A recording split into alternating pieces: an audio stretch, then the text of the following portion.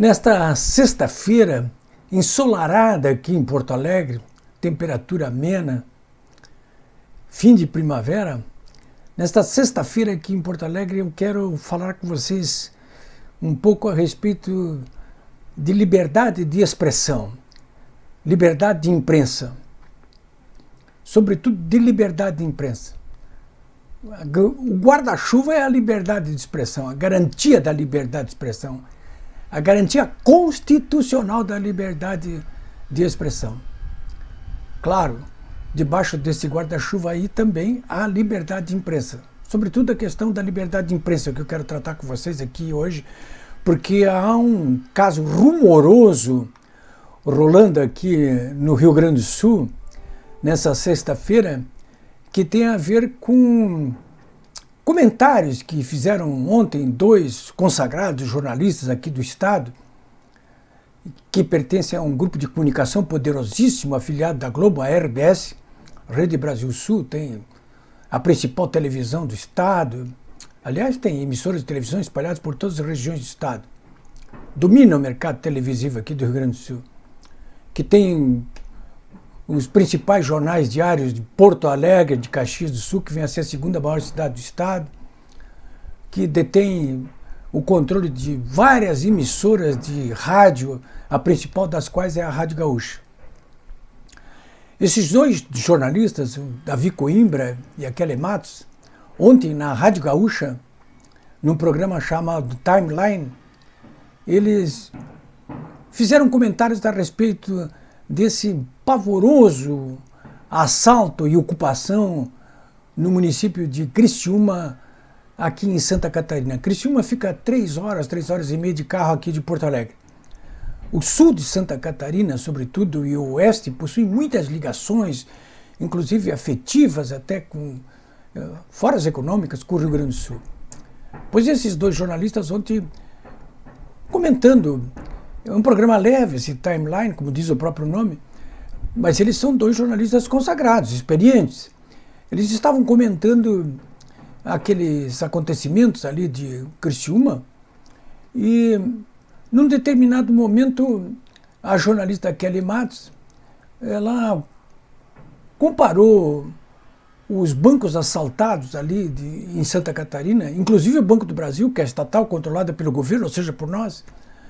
Ela fez uma comparação com assaltantes de bancos, porque eles foram lá assaltar bancos. E o que disse a Kelly Matos? Ela disse o seguinte: olha, eu não sei qual é o pior crime, fundar um banco ou assaltar um banco. Pode ser uma frase de efeito. Aliás, essa frase é de um teatrólogo comunista alemão, Bertolt Brecht.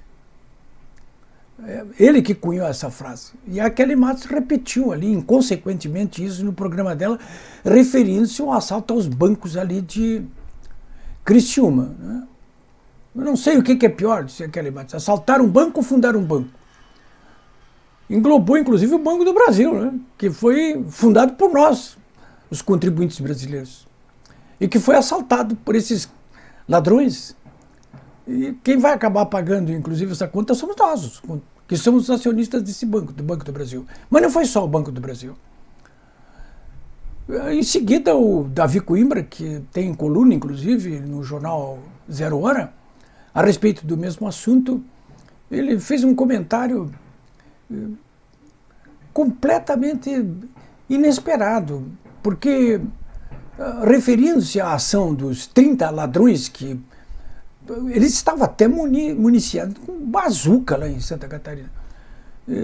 Ele, se referindo a esses ladrões, falou: olha, eles inclusive nem atiraram nas pessoas. Tem um soldado lá da PM de Santa Catarina que está numa UTI em estado grave. Ele foi ferido gravemente, esse soldado. Se fôssemos levar as últimas consequências, o que disse o Davi Coimbra, disse, matar o PM até tudo bem, entendeu? Mas os bonzinhos dos bandidos não atacaram as pessoas. Fizeram reféns, a gente viu fotografias dos reféns no meio da rua. Enfim, mas esse é o fato. Isso é que está chocando muito essas declarações, porque a Rádio Gaúcha é a principal emissora de rádio do Rio Grande do Sul, e ela pertence à principal rede de comunicação do estado, que é a RBS, como eu já disse para vocês, afiliada da Rede Globo. Então, não é uma emissora de pouca audiência, não é um blog de pouca audiência, enfim, é uma rede, a Brasil Sul, a RBS, de grande responsabilidade. As pessoas imediatamente reagiram e reagiram muito mal. Agora, o assunto ficou muito mais grave nessa sexta-feira porque muitas pessoas, instituições, saíram do protesto verbal para uma ação prática. Eu confesso para vocês que nos meus 50 anos de jornalismo aqui no Rio Grande do Sul, nunca vi uma reação dessas proporções. Reação, aliás, muito bem-vinda, na minha opinião. Que foi o quê? Que foi o corte de publicidade por parte da maioria dos patrocinadores desse programa Timeline da Rádio Gaúcha. Eu sinto ter que dizer isso aí. Vocês sabem que eu já disse aqui, inclusive várias vezes, que quem mantém financeiramente os veículos de comunicação são, primeiro, no caso dos jornais, a venda avulsa, a venda por assinaturas e a propaganda. Quem mantém as rádios, as emissoras de rádio, exclusivamente a propaganda. Televisão também, exclusivamente a propaganda. De modo que um corte, principalmente de pesados anunciantes, numa emissora de rádio como a Rádio Gaúcha aqui, ela provoca um tremor em todo o mercado publicitário aqui do Rio Grande do Sul. E junto à opinião pública, inclusive. Mas foi uma reação, segundo os próprios anunciantes que cortaram a sua programação nesse programa Timeline da Rádio Gaúcha, uma reação a esses destemperos verbais desses dois jornalistas, né? Destemperos inaceitáveis, né? Então, é uma bola de neve, inclusive, no momento que eu estou falando com vocês aqui, são 4 horas e 17 minutos de sexta-feira, dia 4 de dezembro, nesse momento aqui, outros anunciantes, não apenas desse programa, mas da própria Rádio Gaúcha, da própria RBS, assinantes, inclusive, do jornal Zero Hora, estão cortando programações publicitárias e cortando assinaturas. Eu nunca tinha visto nada igual, é uma bola de neve, isso aí virou uma bola de neve, porque esses anunciantes e os leitores do jornal, eles parecem ter se dado conta de que pode influir diretamente sobre a linha editorial, inclusive, do jornal, da rádio, da televisão.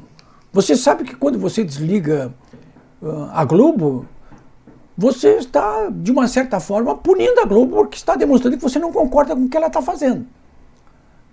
Essa é a reação consequente dos consumidores e dos anunciantes. Não está gostando, cai fora. Não é necessário que os governos, a Justiça, o Ministério Público, a Polícia Federal, a Polícia Civil entrem em ação. Quem é o senhor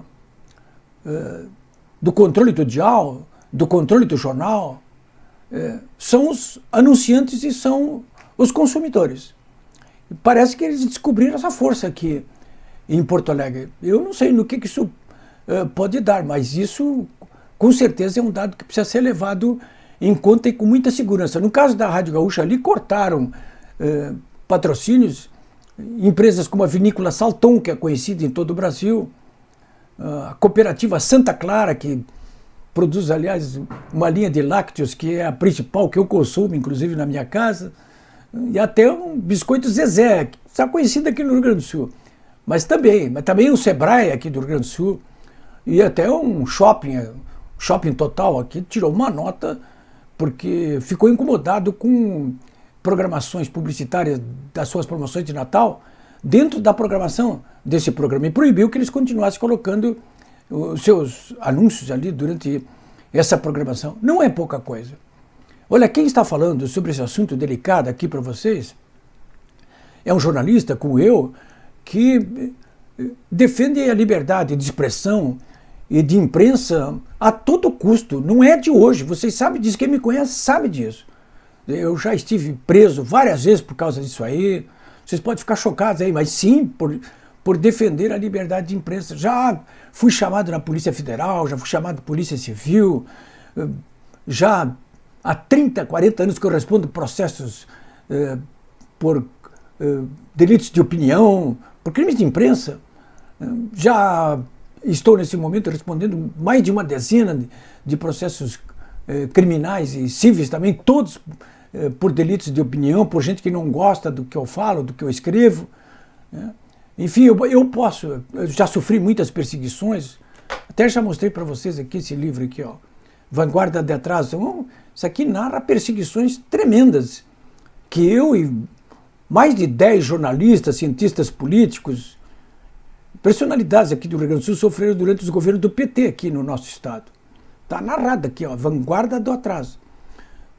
Não, eu não tenho mais essa edição aqui, não posso mais oferecer para vocês, mas num site da Estante Virtual, eu vi que lá existem exemplares de sebo à venda. Vanguarda do Atraso, Estante Virtual, acho que vocês conseguem por ali. Bom, então eu acho que eu posso falar sobre isso que eu estou falando aqui com vocês. Qual é o desdobramento disso tudo dentro da Rede Brasil Sul, da RBS? Olha, eu confesso para vocês que eu li uma pequena nota no site da RBS falando sobre isso aí, pedindo desculpas, dizendo que o Davi Coimbra pediu desculpas, e aparentemente a Rede Brasil Sul, a RBS, quer botar uma pedra em cima desse assunto. Não está querendo falar. Mas ela vai ter que ser muito mais explícita. Ela vai ter, inclusive, que tomar algumas atitudes drásticas em relação à sua linha editorial e ao comportamento desses dois jornalistas. Não vai pensar que eu estou pedindo aqui para demitir o Davi Coimbra, Kelly Matos. Nada disso aí. Não é isso que eu estou pensando. Mas é óbvio que, fosse eu diretor da RBS, hoje mesmo editorial, eu já teria tomado uma atitude drástica ali em relação à programação da própria Rádio Gaúcha, onde eu já trabalhei, inclusive, várias vezes. Eu costumo dizer aqui para os amigos que eu já trabalhei 6 vezes ali na RBS. 3 vezes eles me botaram para a rua, 3 vezes eu botei eles para a rua. Né? Mas, até por essa minha experiência, o que caberia à Rádio Gaúcha imediatamente era afastar esses dois jornalistas da programação, pelo menos desse programa. Né? E, claro, é caso específico de gancho por alguns dias. A RBS já fez isso em casos anteriores, até em relação a jornalistas muito mais consagrados. Né? Então, senhores, nós estamos vivendo um momento aqui, acho que decisivo, em relação à própria sobrevivência da RBS. Né? Porque depois que saiu dali o filho do fundador do comando, o Nelson Sirotsky Sobrinho, o fundador foi Maurício Sobrinho, mas depois eu conheci ambos, trabalhei com ambos. Depois que saiu dali do comando o Nelson Sirotsky e assumiram outros CEOs, inclusive da família ou não, a RBS parece ter perdido o eixo editorial. Perdeu o eixo editorial. Isso já não ocorre, isso já ocorre há bastante tempo. Quem se debruçar sobre a linha editorial do Jornal Zero Hora, da RBS TV, da Rádio Gaúcha, há bastante tempo, por exemplo, vem percebendo uma linha editorial, por exemplo, em relação ao presidente Bolsonaro, ao governo Bolsonaro, suicida. É uma oposição fanática, muito mais fanática do que a oposição que move ao governo Bolsonaro e ao Bolsonaro, por exemplo, pela própria esquerda lulopetista e comunista. E não é só nesse aspecto. Né? Esses episódios que eu narrei a vocês, de ontem, da Rádio Gaúcha, do jornalista Davi Coimbra e da Kelly Matos, demonstra sobejamente que realmente a RBS parece ter perdido o eixo editorial. Não é por menos que circulam cada vez mais as informações de que essa RBS estaria à venda a qualquer momento. Eles venderam o braço que eles tinham em Santa Catarina já. E eu sei com segurança que existem negociações há bastante tempo aqui para a mudança de controle do próprio grupo RBS aqui no Rio Grande do Sul. Até há pouco tempo, ou pelo menos, a linha editorial da RBS, dos seus diversos veículos de comunicação, era estabelecida de um modo muito claro, inclusive por escrito, dentro dos próprios manuais de redação da rádio, da televisão e dos jornais. Essa linha editorial, finalmente colocada em letra de forma, ela foi construída ao longo de muito tempo. Né? Eu mesmo, quando trabalhava na RBS, fui um dos primeiros a participar de discussões em convenção estadual da própria RBS, de discussões muito prolongadas a respeito de que tipo de linha editorial deveria ser seguida pela RBS.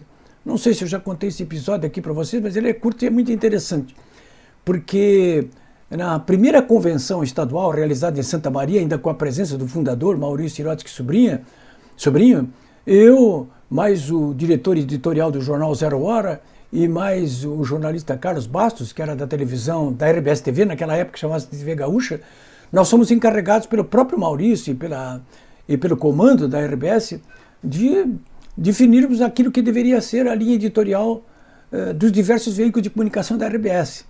E ali aconteceu alguma coisa muito estranha, porque depois de quase 3 horas de discussões a respeito disso, a conclusão é que nós chegamos, o jornalista Carlos Bastos, o jornalista que era o Schirmer, diretor do Lauro Schirmer, do jornal Zero Hora, e eu, pode ser sintetizado em 2 linhas que nós construímos naquele momento ali do que deveria ser a linha editorial dos veículos de comunicação da RBS. E o texto me lembra até como se fosse hoje. Dizia o seguinte: a linha editorial dos diversos veículos da RBS será aquela estabelecida diariamente numa reunião entre o fundador e o diretor de redação do jornal Zero Hora, Lauro Schirmer. Ponto final. E é mais ou menos isso que ocorre não apenas em relação aos veículos de comunicação da RBS hoje. As letras de forma podem construir outro tipo de conceito, mas no frigir dos ovos é isso que manda no figurino, é isso que manda nas redações de jornais, nas redações das emissoras de televisão e de rádio, no Brasil e em todo o mundo. Vale a palavra final do dono do veículo de comunicação ou da rede de comunicação. Quando esse dono perde o eixo, os veículos de comunicação perdem também o eixo. E é precisamente isso que está acontecendo na RBS do Rio Grande do Sul. A RBS aqui perdeu o eixo. Vai perder leitores, vai perder ouvintes e vai perder telespectadores. Isso não é nada bom para o Estado Democrático de Direito.